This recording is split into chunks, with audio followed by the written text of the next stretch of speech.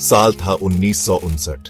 नौजवान एडवेंचरर्स जिंदगी से भरपूर। उन्होंने यूराल पहाड़ों की बर्फीली वादियों को चैलेंज करें की हिम्मत की।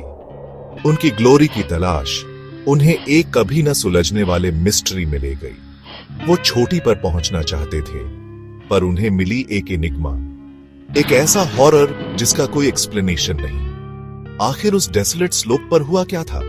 डाइटलो पास। यह नाम खुद ही अब अनएक्सप्लेन्ड की एक निशानी बन चुका है। इस ट्रेजेडी से पहले यह जगह सिर्फ खोलात स्याखल थी, यानी डेड माउंटेन। ये 9 हाइकर्स स्किल्ड थे, यूराल पॉलिटेक्निकल इंस्टीट्यूट के स्टूडेंट्स और ग्रेजुएट्स। उन्हें लीड कर रहे थे इगोर डाइटलोव, एक कैपेबल लीडर। वो हार्डशिप के लिए तैयार थे, पर उस टेरर के लिए नहीं जो उनका इंतजार कर रहा था। उस फेटफुल नाइट को आखिर क्या हुआ? उनका टेंट, उनका एकमात्र शेल्टर, एक फ्रैंटिक एस्केप का सीन बन गया। अंदर से स्लैश्ड ओपन, 9 जिंदगियां खत्म हो गई। उनके बॉडीज हफ्तों बाद डिस्कवर्ड हुए। डाइटलो पास का मिस्ट्री आज भी कायम है। कौन थे ये 9? सिर्फ स्टैटिस्टिक्स नहीं, वो वाइब्रेंट सोल्स थे, जवान लड़के और लड़कियां, ड्रीम्स और एम्बिशन से भरे हुए। इगोर डाइटलोव, द लीडर, सिर्फ 23 साल का, एक इंजीनियरिंग स्टूडेंट, एक्सपीरियंस्ड और रिस्पेक्टेड। उसने अपने पीयर्स, फ्रेंड्स और फेलो थ्रिल सीकर्स की एक टीम बनाई। द ग्रुप में 7 आदमी और 2 औरतें थीं। यूरी यूडिन, 10वां मेंबर, इलनेस की वजह से जल्दी वापस लौट गया। बाकी 9 लोग आगे बढ़ते रहे। उनका जर्नी ऑप्टिमिज्म और कमराडरी के साथ शुरू हुआ। उन्होंने अपने ट्रैक को डायरीज और फोटोग्राफ्स में डॉक्यूमेंट किया। वो स्किल्ड स्कीयर्स थे, एक्सट्रीम कंडीशंस के लिए प्रिपेयर्ड। लेकिन स्किल और ब्रेवरी काफी नहीं थे।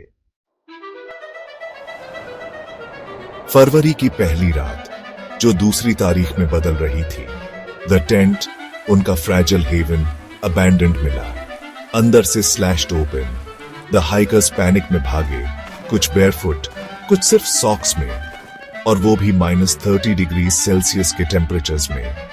उनके बिलोंगिंग्स, वार्म क्लोथ्स और सप्लाई सब पीछे छूट गए। वो डाउनहिल भागे, उस पास ट्री लाइन की तरफ। एक डेस्परेट डूम्ड रेस, एक अनसीन एनिमी के खिलाफ। पहली 2 बॉडीज एक पुराने सीडर ट्री के नीचे मिली, एक छोटी सी फायर के बचे हुए निशान के पास, सिर्फ अपने अंडरवेयर में। 3 और बॉडीज उस सीडर ट्री और टेंट के बीच मिली। इगोर डाइटलोव, जिनाइडा कोल्मोगोरोवा और रुस्तम स्लोबोडिन। ऐसा लग रहा था कि वो रिटर्न करेन की अटेम्प्टिंग कर रहे थे। बाकी 4 लोग 2 मंथ से भी ज्यादा समय बाद एक रवीन में डिस्कवर्ड हुए, 4 मीटर्स बर्फ के नीचे बेरीड। उनकी इंजरी सबसे ज्यादा डिस्टर्बिंग और इनएक्सप्लिकेबल थी। सोवियत अथॉरिटीज की तरफ से ऑफिशियल एक्सप्लेनेशन, एक कंपेलिंग नेचुरल फोर्स। ये वेग स्टेटमेंट बाद में एवलांच थ्योरी बन गया, एक सडन स्लैब एवलांच जिसने टेंट को बरी कर दिया, जिससे उन्हें क्विक पैनिक एस्केप कराना पड़ा। द हाइकर्स ने अपना रास्ता कट किया और क्रश्ड होने से बचने के लिए भागे। ये थ्योरी एक नीट नेचुरल एक्सप्लेनेशन देती है, पर क्या इसमें दम है? इस थ्योरी में क्रैक्स काफी सिग्निफिकेंट है। टेंट का लोकेशन किसी खास स्टीप स्लोप पर नहीं था। एक्सपीरियंस्ड माउंटेनियर्स ने इस पर क्वेश्चन उठाया है। द हाइकर्स खुद भी एक्सपीरियंस थे। द टेंट पूरी तरह से बेरिड नहीं था, उसके पोल्स अभी भी स्टैंडिंग थे। द डैमेज कटिंग से हुआ था, क्रशिंग से नहीं। टेंट से दूर जाते फुटप्रिंट्स शुरू में ऑर्डरली थे। इनिशियली वो वॉक्ड, रैन नहीं। इससे सजेस्ट होता है कि वो डिलिबरेट, हाँ थोड़ा अर्जेंट डिपार्चर था। और द इंजरीज, कुछ इंटरनल इंजरीज बहुत सिवियर थी। क्रश्ड चेस्ट्स, ब्रोकन रिब्स, किसी कार क्रैश से कंपेयर किया जा सकता है। क्या एक माइनर स्लैब एवलांच इतना ट्रॉमा दे सकता है बिना सिग्निफिकेंट एक्सटर्नल डैमेज के? Highly improbable. और रेडिएशन का क्या?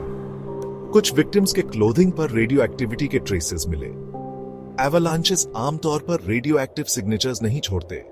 इतने कॉम्प्लेक्स मिस्ट्री के लिए एवलांच थ्योरी कुछ ज्यादा ही कन्वीनियंट लगती है। अगर एवलांच नहीं तो फिर क्या? Enter the realm of the unconventional. Consider infrasound. Sound waves जो ह्यूमन हियरिंग की रेंज से नीचे होती है, जिनसे इंटेंस एंजाइटी, नोजिया, यहां तक कि इरेशनल फियर भी हो सकता है। क्या यूरल विंड्स ने ऐसा कोई फिनोमिनन क्रिएट किया होगा जिसने हाइकर्स को मैडनेस की स्टेट में पहुंचा दिया? ये इंफ्रासाउंड थ्योरी उनके पैनिक्ड फ्लाइट का एक एक्सप्लेनेशन देती है। फिर हैं वो लाइट्स, वो स्ट्रेंज ऑरेंज स्फीयर्स जो स्काई में रिपोर्टेड थे। क्या ये यूएफओज हो सकते थे? Extra terrestrial visitors? The cold war raising था।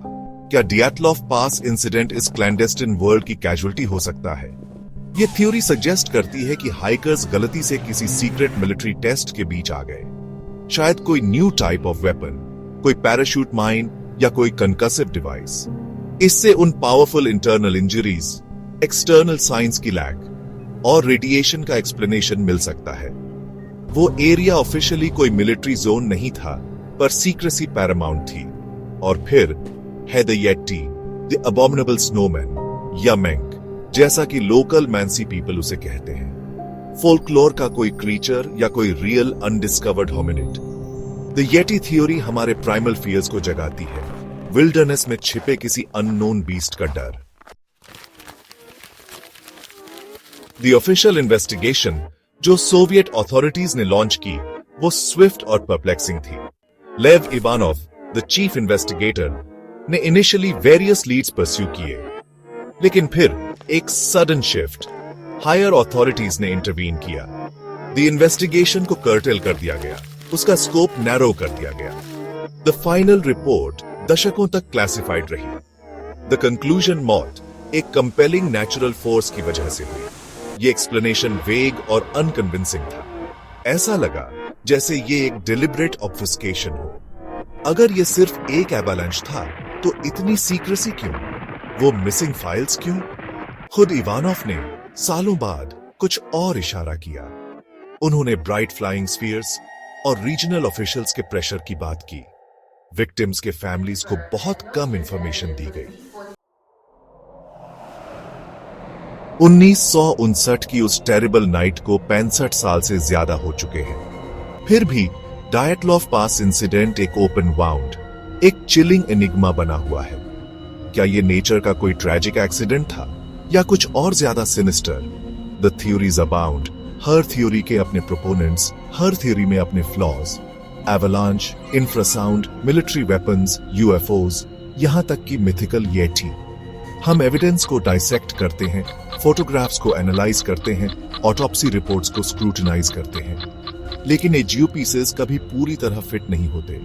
आंसर्स के लिए ह्यूमन नीड स्ट्रांग होती है, पर कुछ मिस्ट्रीज शायद सॉल्व होने के लिए नहीं होती। द डेड माउंटेन अपने सीक्रेट्स को अच्छी तरह छुपा